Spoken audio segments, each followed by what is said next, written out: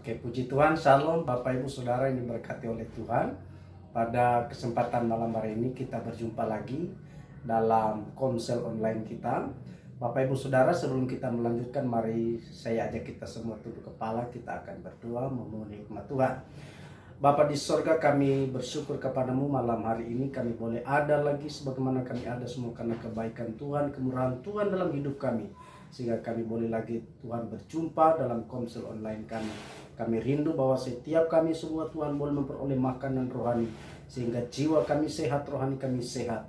Dan kami boleh menjadi pribadi yang kuat di tengah-tengah pergumulan hidup kami. Terima kasih Bapa, dalam nama Yesus kami sudah berdoa, mengucap syukur. Haleluya, haleluya.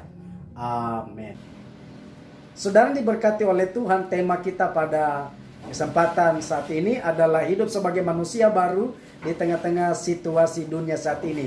Saudara diberkati oleh Tuhan, sebagai anak-anak Tuhan, sebagai orang yang percaya Tuhan, kita disebut sebagai manusia baru. Ketika kita bertobat, kita percaya Tuhan, kita bertobat, kita meninggalkan hidup kita yang lama, maka kita menjadi manusia baru dalam Kristus Yesus. Saudara, dan jika kita adalah orang yang sudah bertobat, itu berarti kita harus hidup dengan kehidupan yang baru, kehidupan yang berbeda dari cara hidup kita yang lama. Amin. Nah, saudara, tetapi mengapa kadang-kadang kita menjumpai ada orang Kristen, ada orang percaya, orang yang bergereja, bahkan orang yang melayani.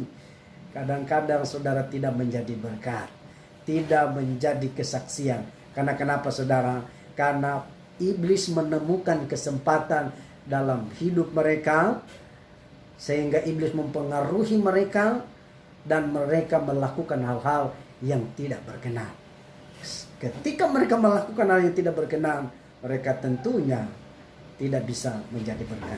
Nah, kekasih-kekasih Tuhan, tema ini saya angkat dari Efesus pasal 4 ayat 27. Mari kita baca. Dan janganlah beri kesempatan kepada iblis. Peringatan ini diberikan kepada setiap kita, orang yang percaya kepada Tuhan, supaya kita jangan memberikan kesempatan kepada iblis. Kenapa? Kalau kita sampai berikan kesempatan kepada iblis, iblis akan masuk dalam kehidupan kita dan dia akan mempengaruhi kita, saudara diberkati oleh Tuhan. Dan kalau iblis yang berpengaruh dalam hidup kita, pasti kita tidak akan bisa menjadi contoh dan teladan. Pasti kita tidak menjadi berkat, tidak akan bisa menjadi pelita, tidak akan menjadi orang yang mempermuliakan Tuhan dalam kehidupan kita. Saudara yang diberkati oleh Tuhan, kita akan belajar bagaimana caranya supaya iblis tidak beroleh kesempatan dalam kehidupan kita. Amin. Bagaimana caranya kita tidak memberikan kesempatan kepada iblis? Saudara, yang pertama ayat yang ke-26. Apabila kamu menjadi marah, janganlah kamu berbuat dosa. Janganlah matahari terbenam sebelum padam amarahmu. Wah, luar biasa. Sebelum padam amarahmu. Ya, jangan sampai matahari terbenam. Wah, ini ungkapan yang luar biasa, saudara berkati oleh Tuhan. Artinya ini sebuah keharusan. Amin. Tidak boleh tidak. Sebagai manusia baru kita harus belajar memadamkan amarah kita. Siapa yang tidak pernah marah? Ya, saya pun pernah marah. Tetapi yang menjadi persoalan bukan kemarahan itu.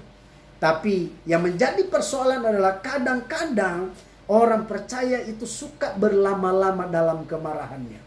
Ayat ini berkata janganlah matahari terbenam sebelum padam amarahmu. Artinya jangan sampai berhari-hari. Kalau engkau marah hari ini, cukuplah hari ini engkau marah, jangan lama-lama, jangan sampai besok. Selesaikan, cepat padamkan amarahmu.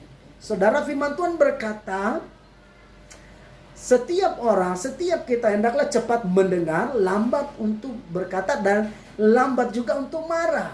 Sebab amarah manusia tidak mengerjakan kebenaran di hadapan Allah.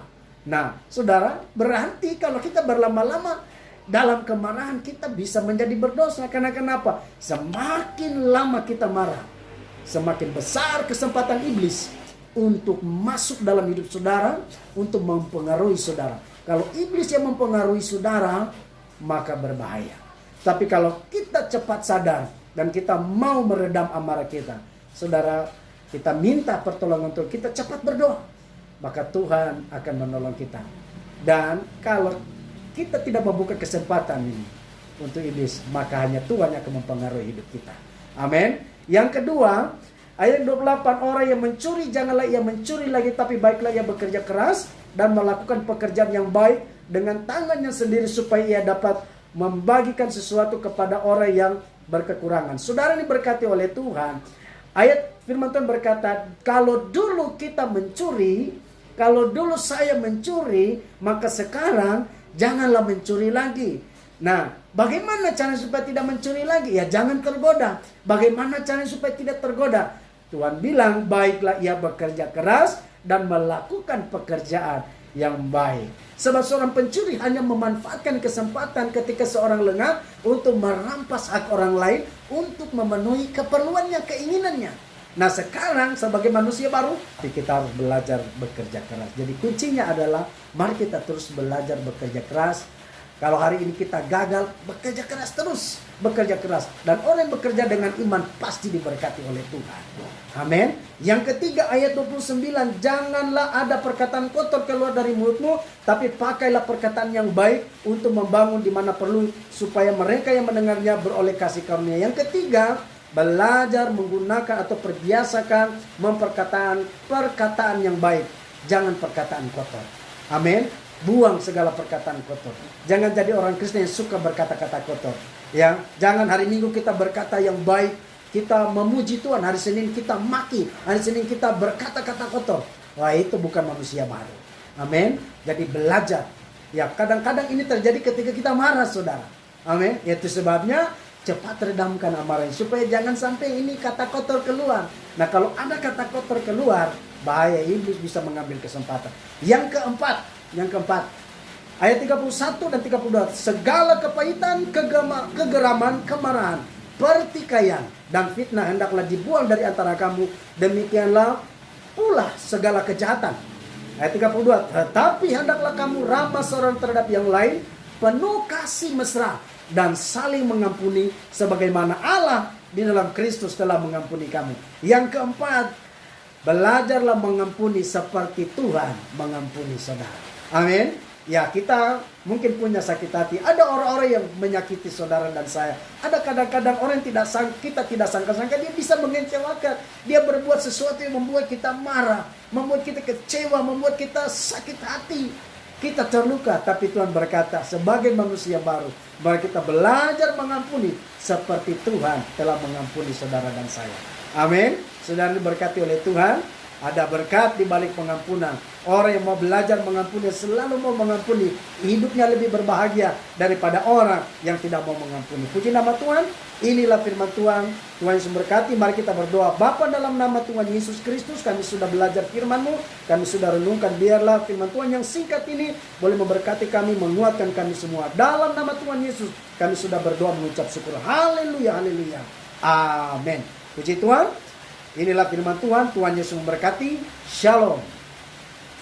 Sekarang kita akan masuk dalam pertanyaan diskusi. Cuma satu saya punya pertanyaan untuk kita semua. Dan saya berharap saudara bisa sharingkan apa yang saudara dapatkan. Pertanyaannya adalah, berkat apa yang saudara peroleh, saudara dapatkan dari materi kita pada saat ini?